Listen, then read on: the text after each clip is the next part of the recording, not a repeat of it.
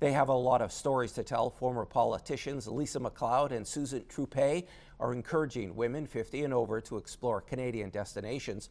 The two are wrapping up their journey of Ontario. Susan Truppe now joins us from Niagara Falls. Hi there, Susan. Hi, Tony. How are you? I'm doing well, maybe not as well as you. Why did you two want to take on this journey of the province? Well, you know what? Women are responsible for 80% of the travel decision making.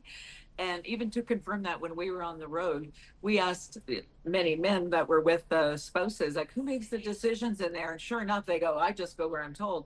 You know, it's the woman. So it's an untapped market. And with everything going on across the border and you know, we're trying to think of what can we do, you know, so with the tariffs and everything else that we can help Canadian businesses. Well, one thing we are passionate about is tourism. I was her chief of staff as well, you know, for 5-6 years. And Lisa, of course, has been a politician for 20 years.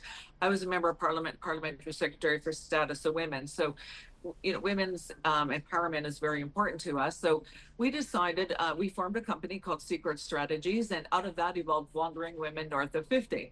And we have had so much feedback about that. And what it's designed to do is, number one, encourage women to travel. Like, if we can do it, you can do it. Either do it by yourself, do it with a sister, a friend, but here's some great places to go to.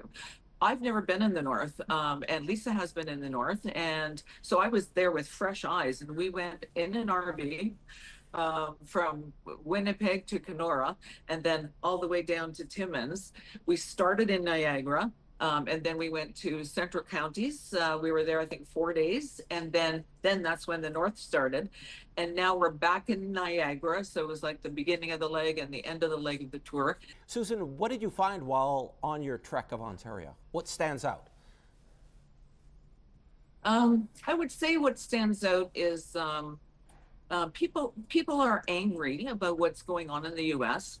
They don't want to travel over there, not just because their dollar isn't worth anything, but because they don't know what's going to happen once they get to the other side. Like, you know, you hear stories about, like, they're taking your cell phones, or are they going to turn you around? There was a poor girl that was, you know, stuck somewhere for 2 weeks, and nobody wants that. Plus, I've never seen so much patriotism with a Canadian flag as I have now. Like, that stands out to me, because we've always said, you know, the Americans are so patriotic, you know, July 4th and everything else, and Canada just simply takes it as a day off.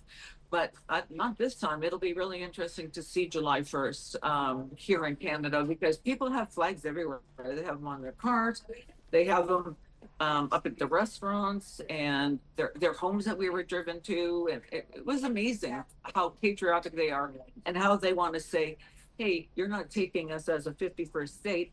You know, we're supporting Canada, and we're keeping our money here. Susan, thanks so much for your time. It was great talking with you. Susan Truppe was our guest, and to see more of the exploits of MacLeod and Truppe, head to Facebook and type in Wandering Women North of 50.